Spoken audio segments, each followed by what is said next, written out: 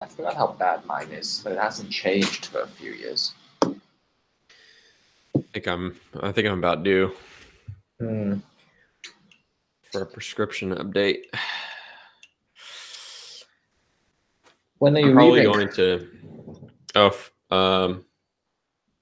Friday morning at 4 a.m. Oh, wow. It's a full experience. You were saying? What's up? What were you saying? Oh, I was just gonna say I'm probably gonna send these back into like Warby Parker does. Like they'll just do lens replacement, so Yeah, you can just get your prescription updated, and they'll just use the same frames that you've had. that's pretty And awesome. yeah, it's like $50, so that's probably what I'll end up doing. Yeah. I went completely unrelated. I went jogging today with these jaybirds. These jaybirds that Google sent me. Yeah. Or Tora or something. Yeah. I'm not like I forgot. Is it Tara? I think it's Tara. I'm not really a headphones guy, so I don't know what is good and what is bad, but I really like these. I like the concept of neck buds. Oh, I hear an echo. Where is that coming from? I don't know. Oh, anyways, I like neck buds in principle, but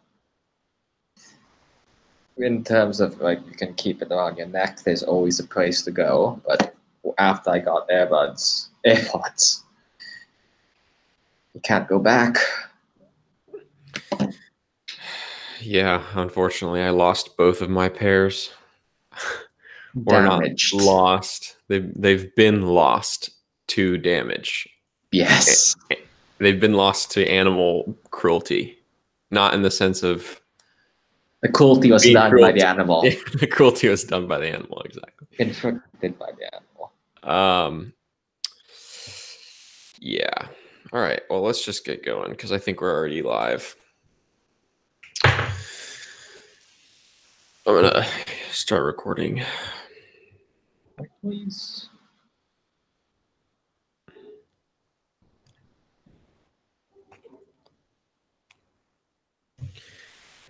So this week we don't really have much to talk about, or at least we didn't have any really big hot topic this week because it was just a really slow week. I mean, there was usually every week we at least have one thing that's just like the standout piece of notable news, and we just didn't have it this week, did we? No.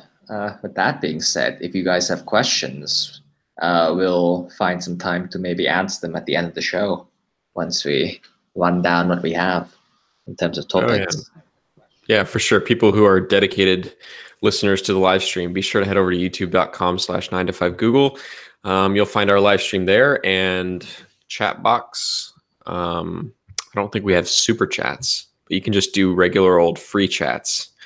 And just let us know if you have any questions. Like Abner said, we'd love to spend a little time this week over the course of the next hour, just answering any questions that you may have about any of the topics we talk about, or really anything. If you have any, we had a hard time coming with interesting ideas for the show this week. So if you have anything that you think is interesting that you think we'd be able to shed some light on or offer our opinions on, then feel free to do that. Before we do that, though, I guess we'll get to Google Glass later. I feel like that's like we ran out of topics, so it's like Abner and I just default to talking about AR or some kind of basically life story. Yeah, so we'll get to that later. But first, we want to talk a little bit about Google Assistant and some updates that rolled out this week. I guess one of the more interesting things that happened this week was today, which was Google Duplex, which is kind of sort of Google Assistant related.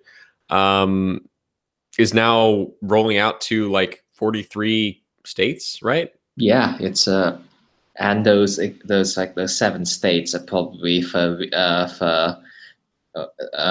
regions, cities, states that haven't where there's some privacy requirements. Like I believe Chicago, Illinois has a rather strict privacy requirements there. For example, Google can't run Google Photos face recognition. So that's probably why those 7 states are included. But everywhere else, this is a pretty wide rollout that began with the original 5 cities when Google originally announced Duplex and on the Pixel 3. So Wait, this is news to me. Hold up, back up. Google Photos face recognition has it has geographic limitations? Yes, because Illinois has one of the toughest data privacy laws, biometric data privacy laws in the country. So if your home address or your Google account address is Illinois, you literally cannot use the face recognition feature in Google Photos. Is that the case? Yes. You can't even like opt in or anything.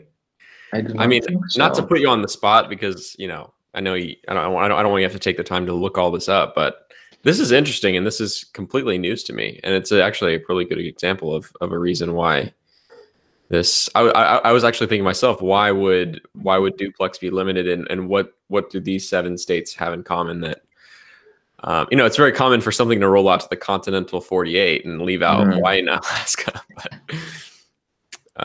obviously for different reasons.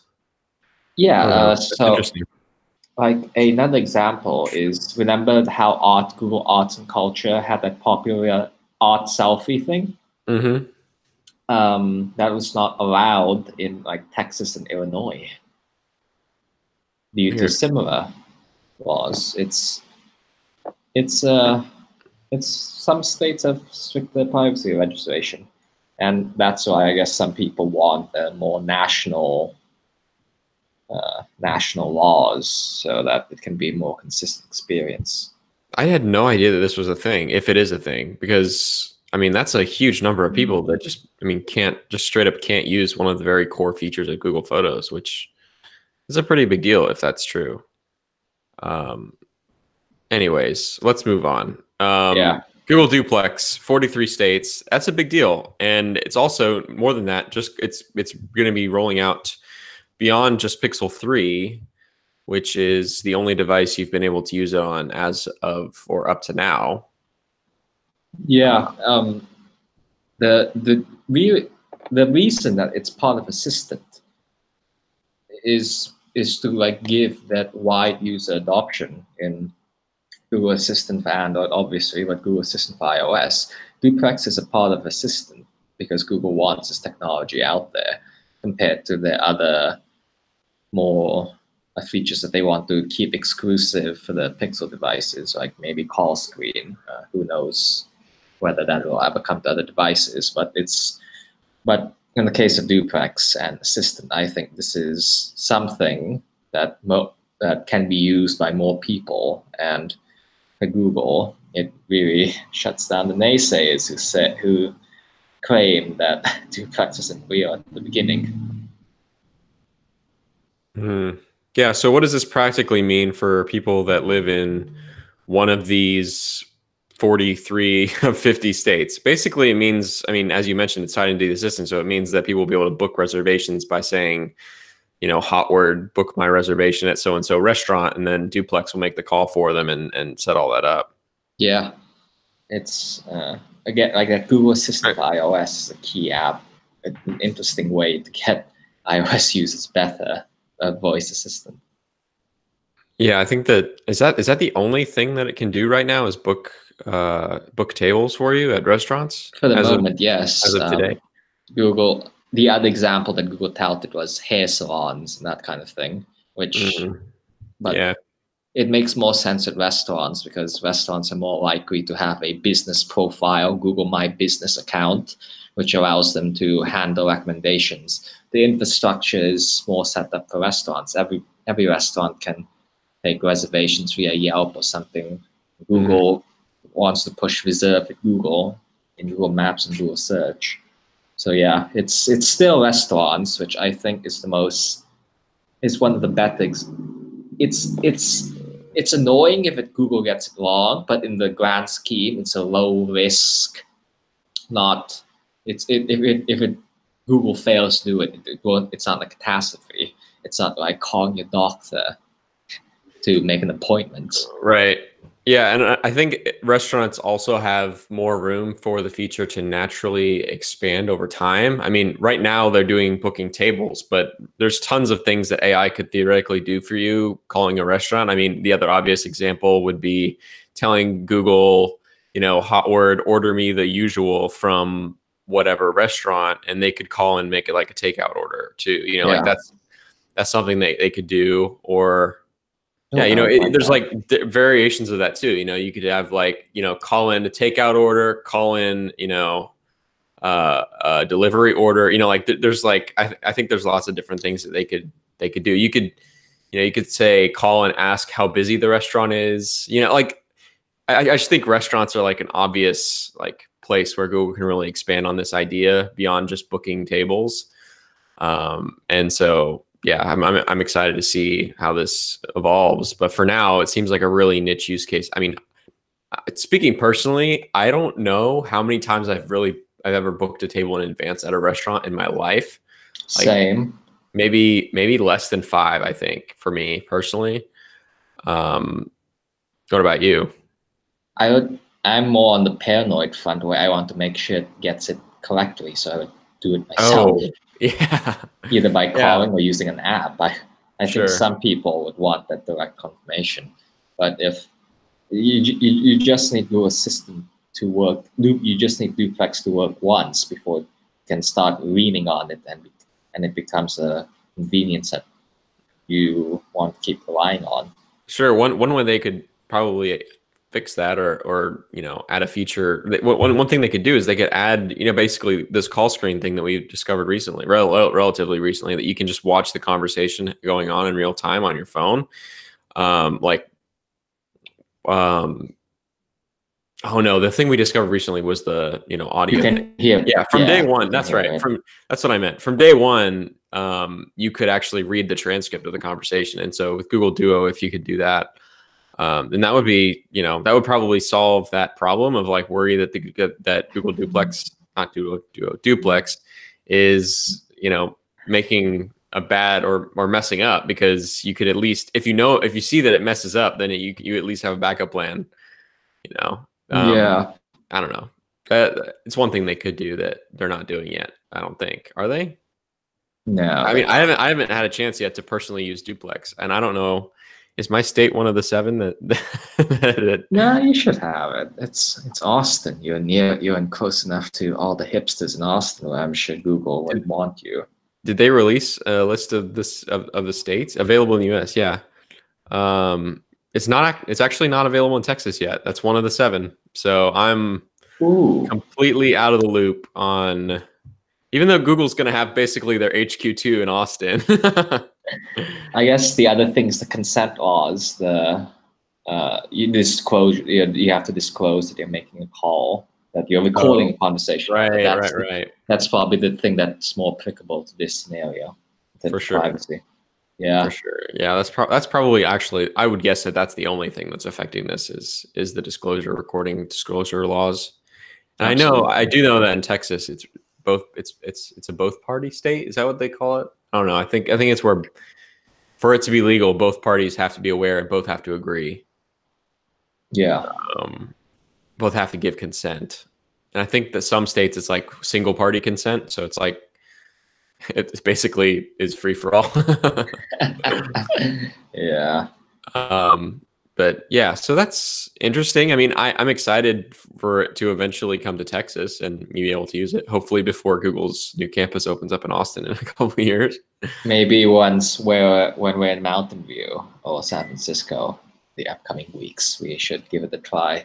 We will demo for the 9 to 5 Google team.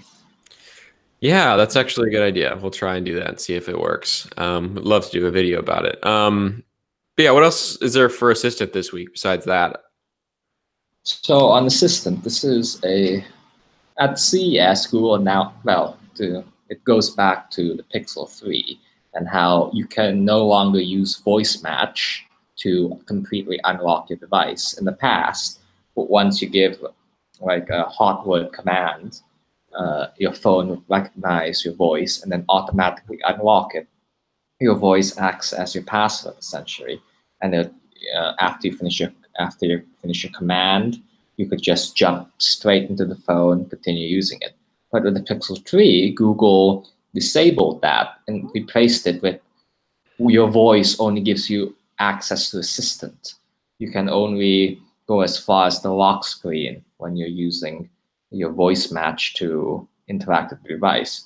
At CES, Google announced that this is coming to all Android phones because voice match is not a very secure form of authentication.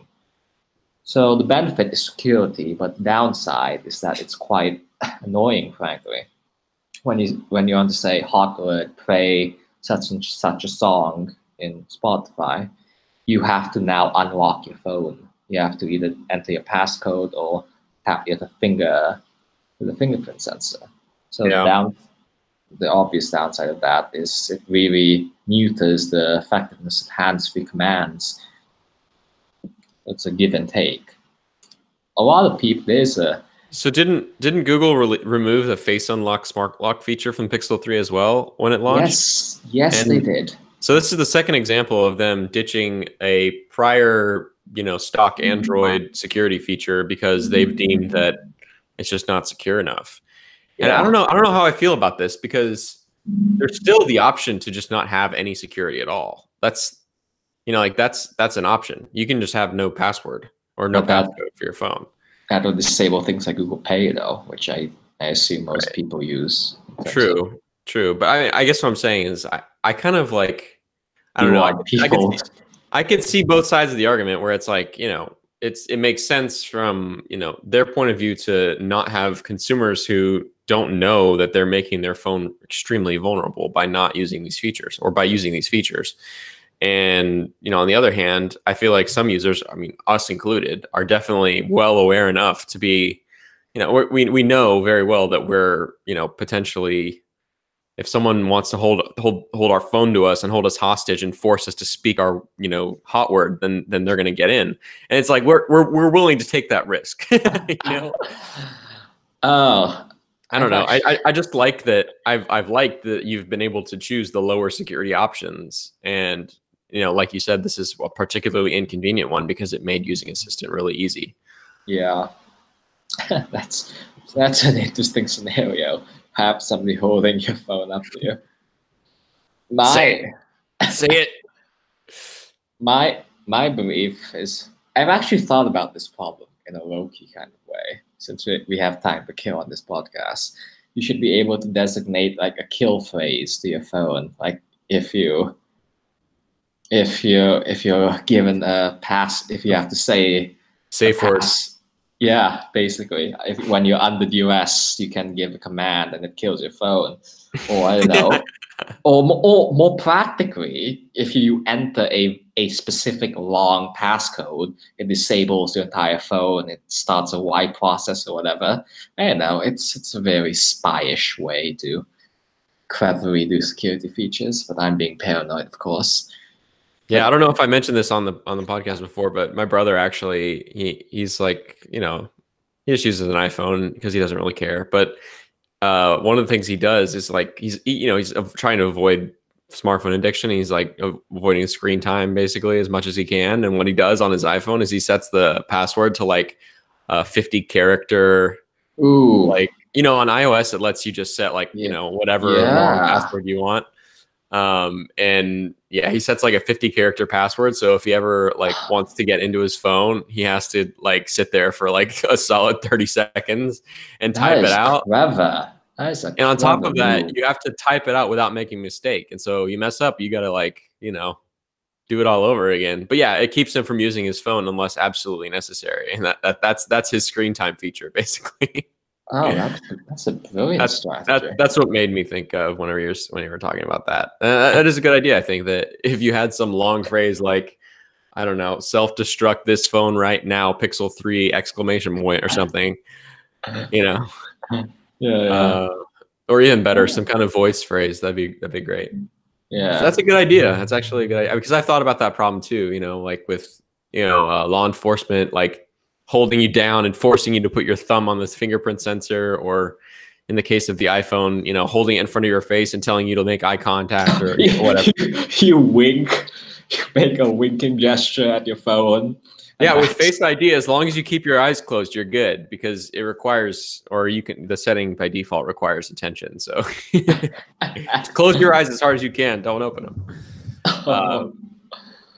Oh Yeah, yeah. but yeah, that'd be cool if there was like some kind of kill switch. Um, yeah, I mean, there is a kill switch in iOS with you know, failed attempts to unlock after Yeah. a certain number of failed attempts. Does Android do that too? I think that I mean, I know that it causes the delay just like iOS does, where it's like Yeah. after 5 failed attempts, it makes you wait like a minute or whatever. I don't know if they have it where you can turn on the setting on iOS, at least you can turn on the setting to wipe after 10 failed attempts or something like that. It I don't just think wipes it. so. I don't think that's on Android either. But it's handy little feature. Yeah. So what else do we have this week? So rounding out the system stuff is support for smart heaters, air fresheners, and fireplaces as more smart devices get built. But assistant support for fireplaces is an interesting one, which I have never thought of the fireplace as a smart device. But hey, everything is getting smart these days. Yeah, there's actually a lot of crazy devices on this list that don't exist at all, or at least they exist. Obviously, fireplaces exist, but smart versions of these devices don't exist. Smart kettle, like one of the types is kettle, like specifically I'm a actually looking for one right now. looking for a smart kettle. Yeah, to automate my hot water routine in the morning. I felt very my God. guilty and lazy searching that this morning. Smart kettle, Um, but I'm there for this. some of these do exist. Smart sprinklers Yeah, exist. Smart fridges, smart lights, obviously, smart fans, smart dryers and washers and dishwashers. Vacuums, I guess that's like, you know, Roombas. Roombas are that whole category. I don't know how many of these devices actually now the next layer of this is how many of these devices are smart and also already have assistant support, which is a much smaller number. I don't know if there's any smart vacuums that have assistant as of right now. Maybe there are. Maybe not direct assistant, but you can interrupt. You can give For commands. sure. Yeah, Yeah. Yeah. Through if this then that or something like that. something like that. Yeah. Um but yeah, that's interesting. I mean, you know, just an ever growing list. I mean, eventually this list is going to have everything that you have in your Everything will home, be smart. you know. Yeah. Um, so it'll be an interesting list to watch evolve. The addition of a fireplace is probably not as crazy as some things we'll see in the future. Oh yeah. Yeah. So yeah, to round the last thing on the system front is last Friday we in our Google app APK Insight we spotted something assistant for ambient displays, which is just at MWC last week we saw assistant buttons, but Google might be planning to put assistant light on the ambient display, which every single phone today has. So it's a pretty logical choice to have assistant always maybe providing you directions and whatnot. It's hopefully they do this. That's our best guess for what it is right now. The other possibility is that it's just the Pixel stand, more features for that, or if other OEMs ever decide to make their own Pixel stands, Dreamliners, that kind of stuff, that's another possibility. But ambient displays, assistants with ambient displays, that should be a thing. Yeah, and we've talked about this many times on the show, I think, but man, that just gets really annoying with the security aspect. Like there's so many things with the Google Assistant that you can't do unless it knows that you're, you know, you, which is Yeah. in current form, you know, entering your passcode or putting your fingerprint on there or whatever. And so it's true. That's also true with the ambient display, assumably. You know, it's like What can you put on there it's that is low risk? right, exactly. The amount of things that you can do on that are just like, I mean, you can set alarms and ask Yeah. for the weather, and you know, it's like the number of use cases are extremely limited whenever you don't have that authentication. I'm sure there's a balance right there. But I would, again, like we touched on this earlier, but maybe users should have the ability to lessen their security for convenience. That's a discussion worth having, probably. I feel like Assistant on phones should just be opened up completely and just treated like as if it was a Google Home. I mean, personal results. That's yeah. Well, maybe. Yeah, it's a hard one. I don't know. I'm sure there's many reasons why they aren't doing that, but I don't know. A challenge. Yeah.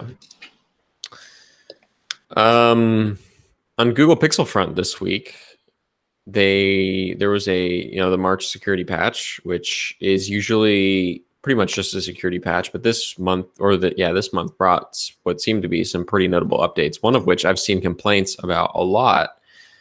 And that is the camera on the Pixel 3 kind of having lag problems. I know our Seth had that problem. I think Ben also maybe. I saw it on Twitter. I've seen it on Twitter like a dozen times in the last few months of just the camera not opening quickly. And honestly, if we go back to day one of Pixel, like that was one of the things that I think stood out about the Pixel compared to previous Nexus devices and pretty much every other Android phone on the market. With the original Pixel at the time, it was pretty much unrivaled in terms of snappiness of launching the camera and taking a photo, except for the iPhone. The original Pixel matched the iPhone in terms of camera app performance, in my opinion. And it has been kind of felt like it's like slipped a little bit every year since then. And this year it got really bad where it's like these flagship Pixel 3s for some reason are not able to open up the camera app without stuttering for 10 seconds. I don't know. And I honestly haven't experienced this problem firsthand, but it's been widespread. And I don't have any way to report whether or not this security patch actually fixed this problem.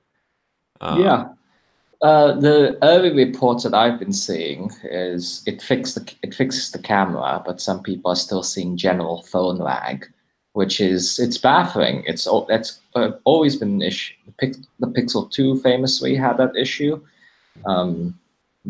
late last year. So it's some people have these issues, others don't. Maybe it's because we're in a tech circle, we're getting way more reports of it, but I am very curious what Google thinks is at issue, is at fault here. If it's going between generations, it has to be software, doesn't it? It can't be continued hardware flaw that they can't root out over generations. So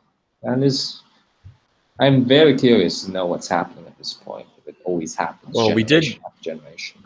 We did get one tip that said something about the RAM management was actually a hardware problem with the Pixel 3, but we don't have confirmation on that. We don't really know, but that would be interesting if that's the case, and they're just kind of trying to ignore the issue until this, like the Pixel 4, basically. That no one's really dug deep enough to really figure out exactly why the Pixel 3 has been struggling so much versus the Pixel 2, and what has really changed, like on a deep technical level with RAM management and performance.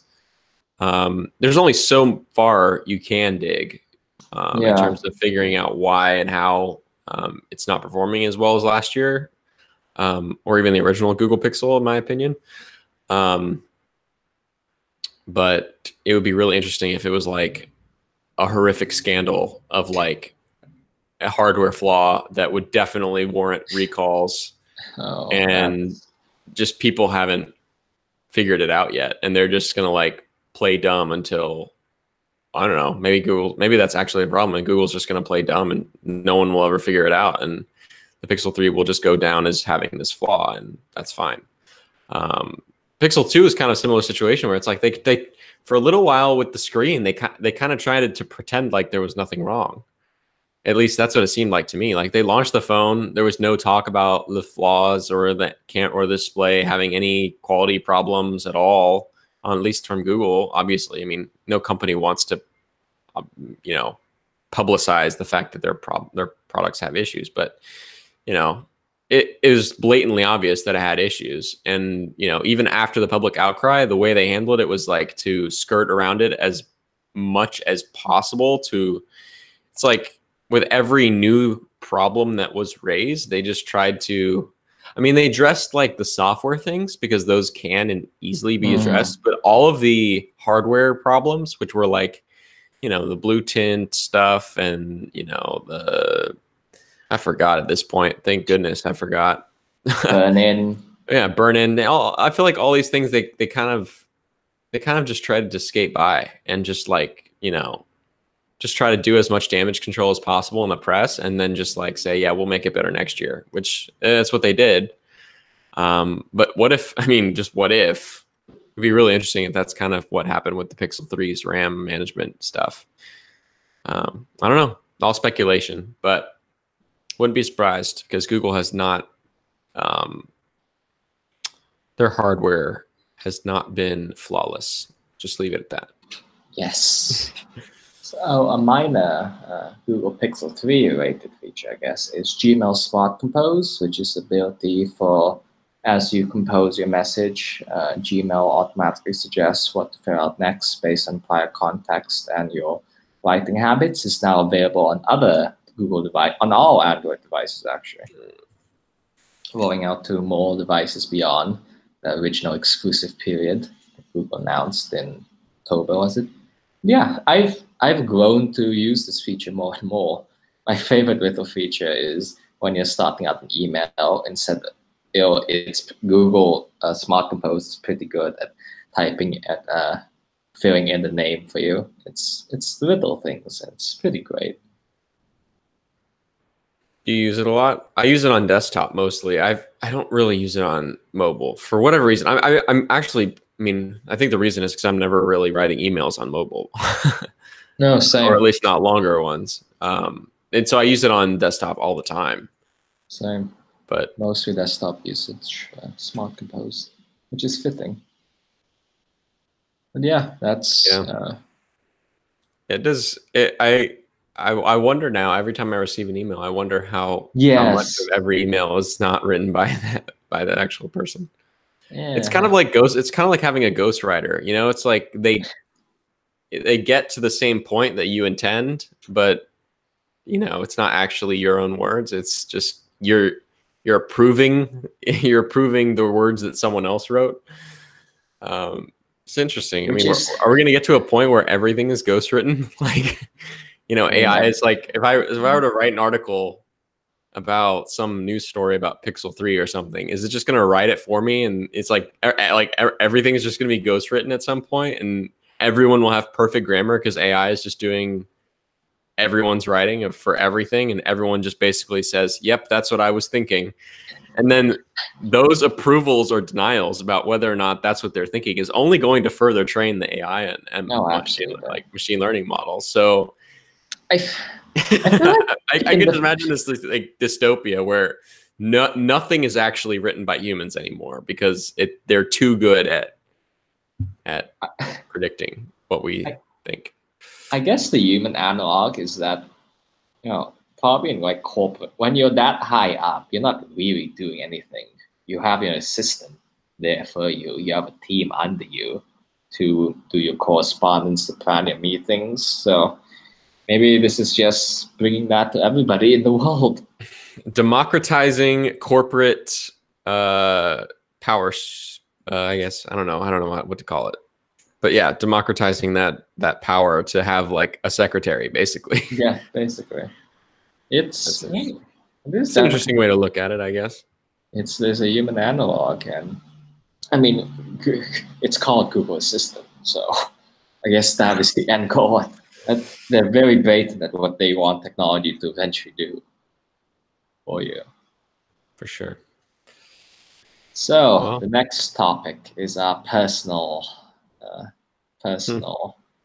life, or at least your lifelong beat, so to speak. Lifelong? I wouldn't go that far. Yeah. Half decade long. Yeah, you'll get there. I've been covering glass since 2014. For those that don't know, 2014. That's actually how I ended up doing what I do now. Is I had scoops related to glass, and that was just because I actually, funny story, I didn't actually have glass for the first like year that I was covering it. Like I was covering it, and I was probably covering it more like in depth than pretty much anyone, and I didn't even own a pair. I had lots of friends that had pairs, and anyways, that whole legacy, I guess you could call it, and continued this week after, I mean, it seems like at this point, I kind of go 6 months between glass stories. You know, it's like when I first started here, it was like I would go 6 hours between glass stories. And then it slowly went to like 6 days between glass stories. And then I eventually got to 6 weeks between glass stories. And then, you know, we've gotten to the point where it's like 6 months. And the next, I guess the next step on the logarithmic scale or whatever is I'm going to be doing a story every 6 years. But yeah, this week, the story was Google Glass Enterprise Edition, 2nd edition. So Google Glass Enterprise 2nd edition, I guess is what we'll call it. Google Glass E2E maybe, or EE2. But yeah, it's a device you already known about. I heard about it first last fall, like I think November or something, and was told basically this exists. It's a minor spec revision of the original Enterprise Edition. For those that don't know, the original Enterprise Edition and the Explorer Edition both had some serious problems with overheating in the Enterprise. So like clients and these companies that were well, both selling these solutions, these glass enabled solutions, and also their clients, both had significant problems with batteries basically melting all the time. Because, you know, if you think about it, a lot of time these devices were being used in very hot and humid warehouse, you know, situations. And so it's like they would just fall apart. They were just not very sturdy. And I think actually I haven't written this yet, actually. So Alphabet Scoop, listeners exclusive, I guess, which is, you know, not saying much, but you know, the device, apparently this new one, this EE2, was, I think, more intended to be a revision for that and the other things that came along with that, which included, you know, a new system on a chip, you know, the new battery, I think new RAM, you know, added RAM, some other things. I think those were actually secondary to making the device. I think this was mostly a revision, and it's something we wouldn't know unless we actually used it. I think primarily what they were working on was trying to minimize heat and longevity of the battery, not just longevity of the battery life, but longevity of the battery itself. Because that's another thing. These devices are being used 12 hours or whatever for like long shifts, day in and day out, exposed to the elements. And so, you know, the device itself would break down quicker than the average device. And if you remember, the Glass Explorer Edition also itself was not super durable. So the first EE just was kind of like flawed in a lot of ways. And I think that's what they were trying to fix with this. I think they were trying to make it keep the same form factor, obviously, which they did, but, you know, make it more, you know, acceptable for these kind of rougher environments. And along with that, seemingly probably better performance. And another interesting thing that we learned this week, so the FCC filing for this device went up, I think, a few months ago, which was kind of the first reveal of the fact that, you know, it exists for sure. It has A4RGG2, that's its FCC ID. And then we saw a Geekbench leak, which was basically all the specs. And then to yesterday, or I think, was it yesterday or the day before? I don't remember. We saw these photos of the device for the first time. So these came from, I think, and I'm not 100% sure because I was having a hard time translating this article, but they came from a non-US equivalent to the FCC. Which country was it? Do we know? Brazil. Brazil. Okay. So Brazil, it was Brazil's FCC, basically. That's where these photos came from. And the FCC's photos, the external images for this device are coming public in May, I think. But these devices showed for the first time on the back of the device that it has USB-C now. So for the first Explorer Edition and the Enterprise Edition, they both had this like weird magnetic cable attachment. No, the original Explorer was a micro USB. Oh, that's right. That's right. So it was micro USB on the bottom, and then it was the clip on the bottom, and now it's USB-C on the back. So yeah, apparently the magnetic clip thing just didn't work out for, I mean, I'm sure that they're making all of these decisions based on their firsthand experiences actually using these devices in the field. And that makes sense. I mean, USB-C chargers are ubiquitous, and I'm sure at some point it became serious pain. I mean, that's another thing with this device is that used in the enterprise, you know, they would have to be replacing these proprietary cables all the time. If you think about it. And so it makes a lot of sense that they would move to something that is a universal standard, because these companies can buy, you know, USB-C chargers and cables and docks and, you know, entire carts to store these glasses. If they have like 50 pair, 100 pair, it makes total sense for them to use a universal standard. So anyways, that's what we learned about glass this week. It'll probably be a while before we hear more about this. And honestly, it doesn't really matter to anyone except for those that are in the enterprise actually using it on a daily basis. Because it's still like $1,500 for the solution purchased from any of the vendors. So like $1,500 as an enterprise solution. I guess that's fine for those companies. But right now, Glass, the enterprise edition of Glass, is under X, the Moonshot factory, and it's entirely focused on enterprise customers. I guess my question increasingly is with Magic Leap and HoloLens 2, which Microsoft is pushing exclusively at the enterprise, is a small heads-up display really that powerful thing? Like, how long is glass, even in enterprise form, going to remain competitive when there are more advanced use cases of overlaying information and providing much more utility to these enterprise customers who are willing to spend that money to optimize their workforce? So, yeah, I think it's both. I think there's room in the market for both. I think there are many cases where HoloLens would be a little bit bulky and a little bit in the way of the job that you're trying to perform.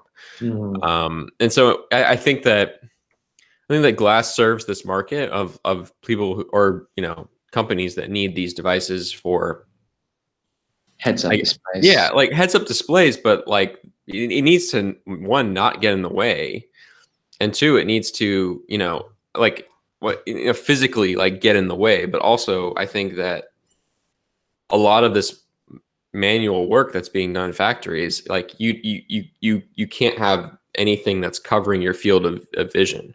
I think HoloLens, it's obviously transparent, but I still think that obstructs your field of vision more than glass does. It's kind of, I just think it's kind of more of an accessory and less, you know, it's like glass is a helpful, it's basically a smartphone on a smartphone. It kind of, maybe smartwatch is a better. Yeah, maybe. Yeah, that's probably actually a better comparison. It's like, you know, it's like having that little bit of heads up information to help you be aware of, you know, what the task is that you're needing to do, versus using the AR to do the task. Like I can see these HoloLens glasses being used like actually to like guide every single action and every single thing you do in minute detail. And I think glass is more of just like having a smartwatch on your face so that you know the time without having to have your phone on you, and you can, you know, like you have both hands being able to freeze, or you have both hands free. You know, it's basically being able to have your hands free and still be able to check some things.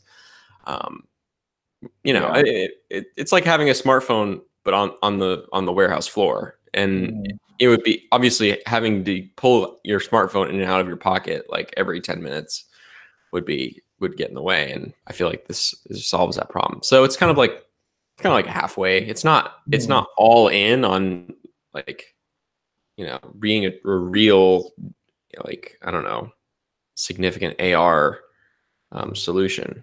It's just kind of, I would say smartwatch on your face is pretty good. Yeah.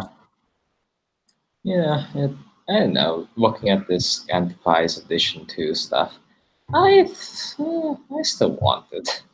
I mean, I would. Okay, so Focals by North, they're basically doing that, but with a much more advanced projector technology. If and Intel Vaunt had something like that. It's really, I wonder if Google, how much actual R&D effort Google's the X factory, is putting into glass right now. Are they just finding a commercial use for existing technology, or are they actually iterating at even like something like what Intel and Focals are doing with this basic heads-up technology that isn't really true augmented reality? I think that they're solely focused on meeting the needs of their enterprise clients. Like I think it's been really lucrative, and I think that it's helped. I think that it's helped pay back the millions and millions of investment that they made that ended up going to waste marketing glass to the masses. Yeah, that's true. I'm a minority in this regard. As far as I've heard, the original spend on Explorer Edition was in the hundreds of millions, which is like, that's nuts. So yeah, I mean, I think that's what they're doing, is I think that they're trying to recoup some of that money. Yeah, those scrapped barges are still paying off. Maybe they're still paying off for those barges. Oh, remember that speculation? The speculation around that was wild. Yeah, I mean, I think it was a real thing. I think it was actually going to happen. And oh, I would love to see those plans, I'm sure, of what that space is going to look like. Oh, that sucks to know that those internal documents about what those would have, like early planning on what those were going to be. It sucks to know those internal documents exist and they're never going to see the light of day. Okay, so the form factor and the original form factor for glass and like the advertising angle was obviously bad. You look like a glass hole, but well, depending on how successful focals are, isn't it like somewhat validating the original idea of glass, of having like a heads-up display in your line of sight? I mean, is what validating? Like focals? Yeah, and Intel Vaunt and that kind of stuff. Well, I mean, one thing to keep in mind is that Intel Vaunt is focals now, basically. Yes, sold. But yeah, I think, I don't know. Yes and no. Yes, in the sense that, you know, obviously these companies are making an effort, and I think that they do appeal to some people. And like I wrote after CES, I think that focals are the closest thing we've seen to kind of making that original glass vision reality. But no, in the sense that, well, I think no in a few different ways. One way being, I don't know if that's really what where we're going to end up. Like I'm not 100% sold that AR is going to win out over VR. As surprising as that may sound, I think that I think AR is going to have a hard time in this next 5 to 10 years, where people are now starting to push back on screens, not embrace them more. I think that the trend seemed to be, you know, like it's kind of like the, you know, like the evolution kind of monkey standing up thing, where it's like we saw screens get closer, smaller, more intimate, and to our built-in IO, our eyes and our ears and our mouth, you know, like slowly over the last, you know, with the mobile revolution, we saw devices get closer to being directly integrated into human like IO. But I think that in the last like year or two, we started to see, as the smartphone has peaked, like a little bit of pushback on it. And I think that I don't know if we're actually going to get closer to being, like, at least in the near term. I don't think it's like my initial viewpoint on glass was it was just natural. Like glass was the natural next thing. Like it's just the natural evolution of the smartphone.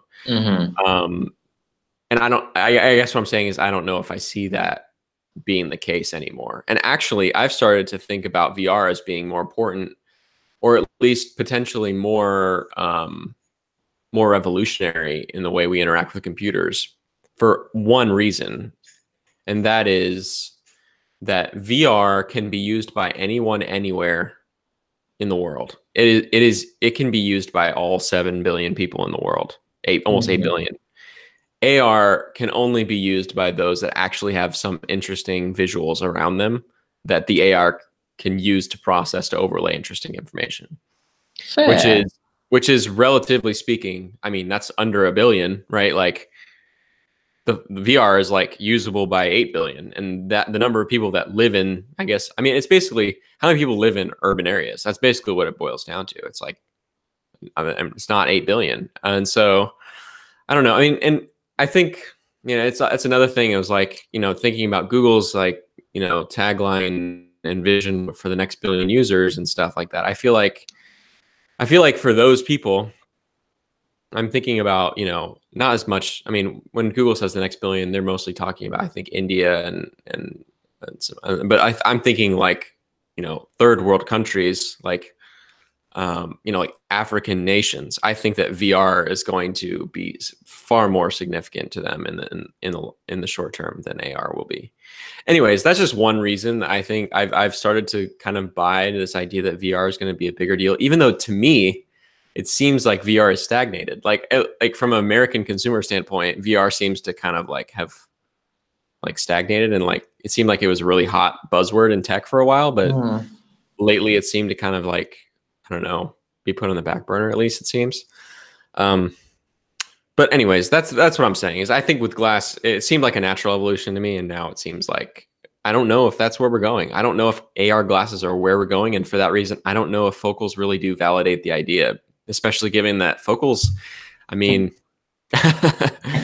they just laid off 50% of their staff, and it doesn't look good for them. So, yeah, the numbers don't lie. And I'm more and more, I think, being convinced that these AR glasses that we're thinking about are farther off than we think, if they even do become. Yeah. I don't know. I think one thing too is I think with smartwatches, they were also seen as like smartwatches will be the natural progression of the smartphone, and that they will, for many people, replace smartphones, or for some people replace smartphones. I think that's kind of how some people saw it. Maybe the smart ones didn't, but like I think that so far, even with the Apple Watch being as good as it is, we've only seen the smartwatch be an accessory to the smartphone, and the smartphone has remained, I think, the centerpiece. And I think that will remain the case with these AR glasses. I think that I think that's what's going to happen is, I think honestly, unfortunately, I think that Apple will probably be the first one to release something that's like at the intersection of fashionable and useful. I don't trust Google at this point to release something that's actually a good consumer product in this space. I wish they would. But I feel like Apple's going to use everything they learned from the Apple Watch, and they're going to crank out a really good pair of smart glasses. And I think that they're going to be an iPhone accessory primarily. Yes, I agree with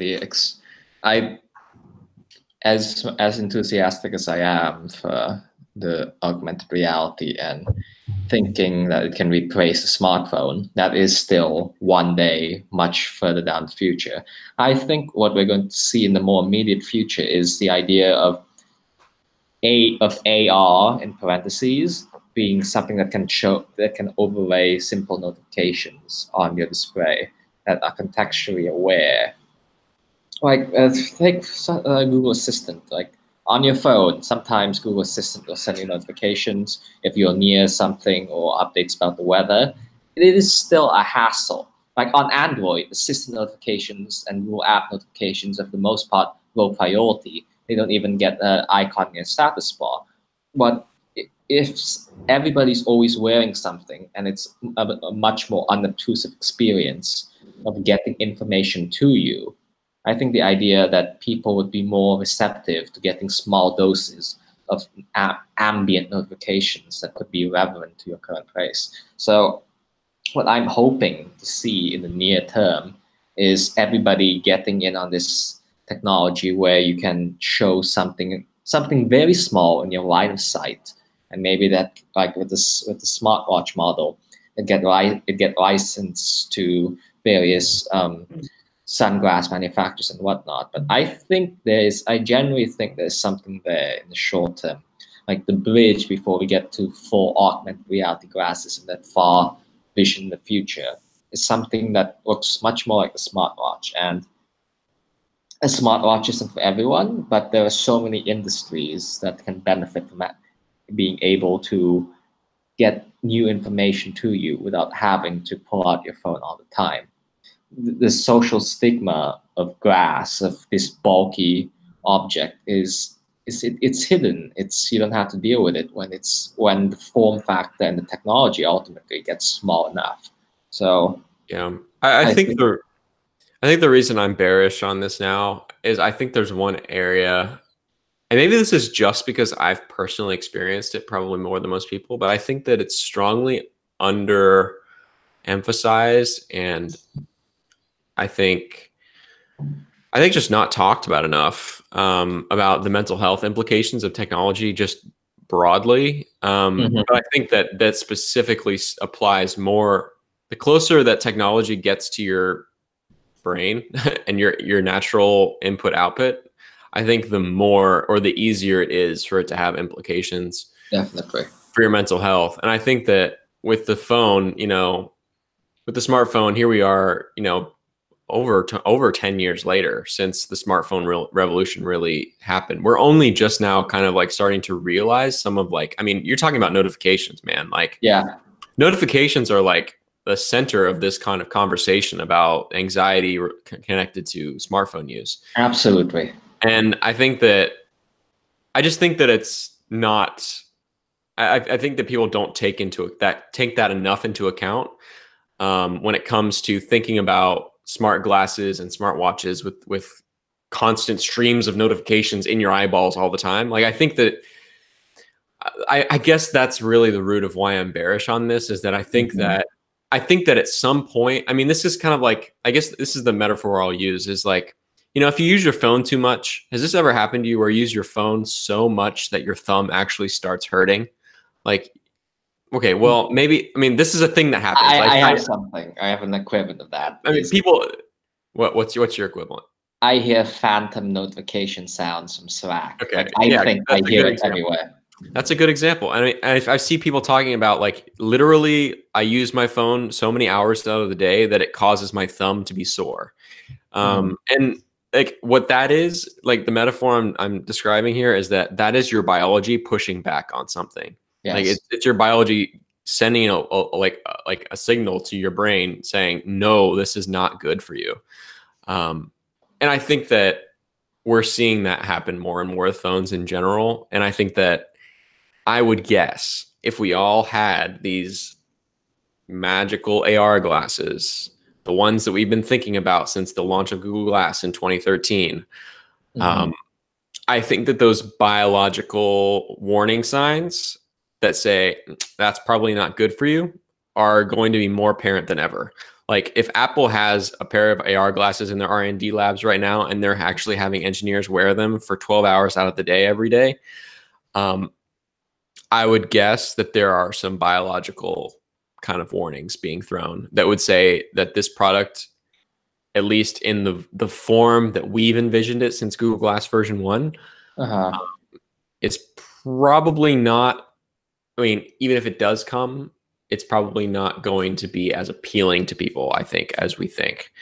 And maybe it won't come as soon as we think it will, because there are backlash and technology backlash. Yeah, exactly. So yeah, I think that's where my thoughts on AR have been stewing for the last, like, year or so.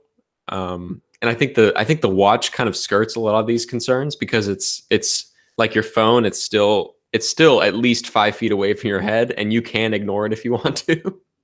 I don't know. What's your thought? So when the thing that comes to mind right now is when Sergey Brin and company announced Google Glass, I'm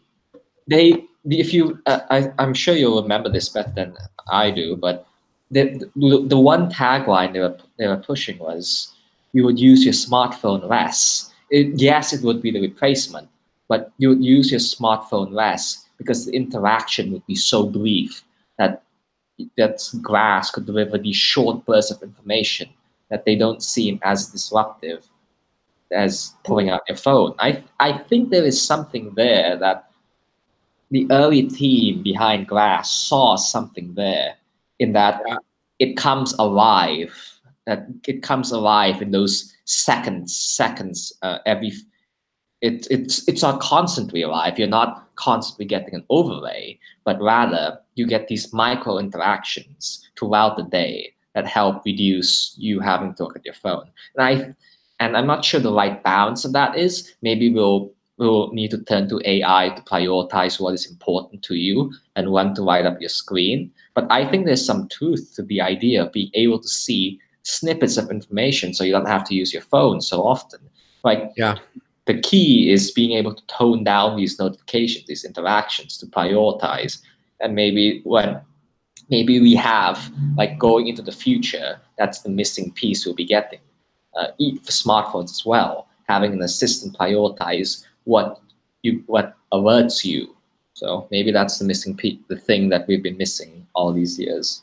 Yeah, I guess my pushback on that is I think that it is, I honestly at this point think it's too optimistic. And yes, the technology is not there yet. I mean, if you think about it, it's like the difference between, I mean, notifications and their ephemeralness, or their, I guess, permanence and like ongoing recurrence in our daily, like, life. Yeah, is more and more as technology has evolved over the last 20 years. Like, with the desktop computer, those existed. Those notifications existed when you were on gmail.com and oh, boop, I got a new email, or you got mail. Like that was the notification of that day. And with mobile, it's gotten to the point where it's like, we're getting streams notifications from all of our apps all day, every day. Yes. But at the same time, similar to the desktop, we're able to put our phone down and walk away from it. And we can, if we want to, we can leave our phone in a different room and we can be separate from our device, right? Yes. The problem with AR glasses, specifically talking about AR glasses and in the context of notifications, is that you can't do that. They're streaming all the time, and you don't have any way to not get that dopamine hit, really. Especially if you need those glasses. It's the assistive glasses. If they correct your vision, you can't not wear it, and it would be stupid to like bring two pairs of. It makes sense with sunglasses, is what I'm saying. Maybe I'm wrong. Maybe I'm wrong, but I think that what they were describing when they announced Glass, this idea that you can just get notifications all the time, and that way you can have these little 1-second interactions, and that way you won't have to spend extended time on your phone. I think that maybe I'm wrong, but I think that those little ongoing 20 an hour, maybe 20 every few hours, little bursts of notification, I think those honestly are the culprit. I think those are the culprit in terms of what is affecting our brain chemistry so much. I'm not a biologist. I'm not, I don't know. I'm just literally making this up, honestly.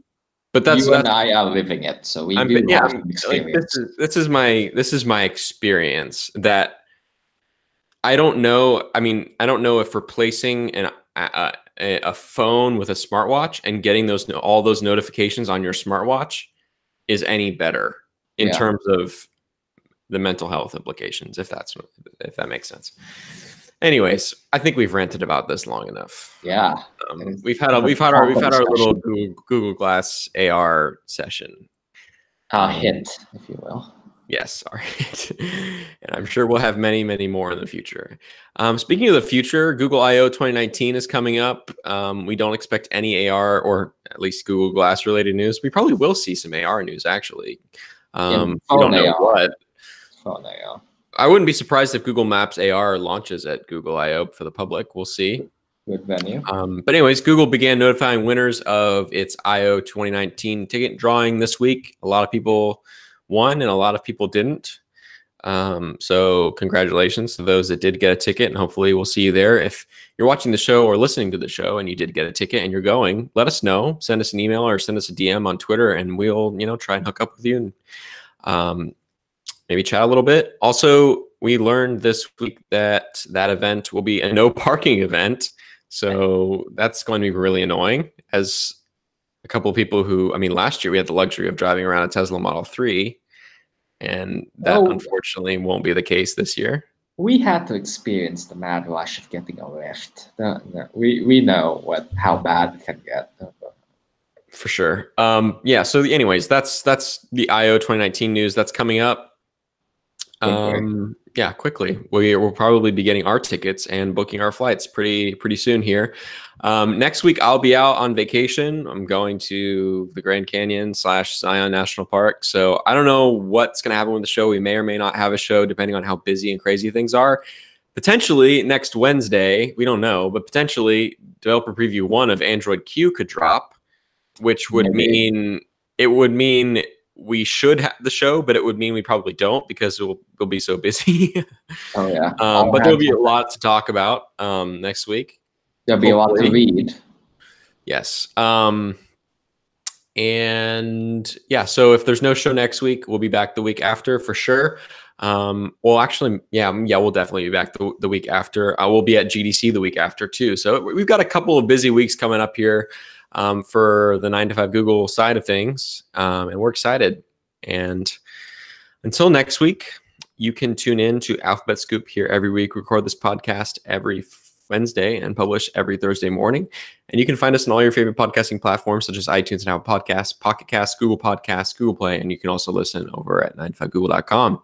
Thanks for tuning in as always. And as always, thanks to Abner for joining me. We'll see you in a couple of weeks. Bye.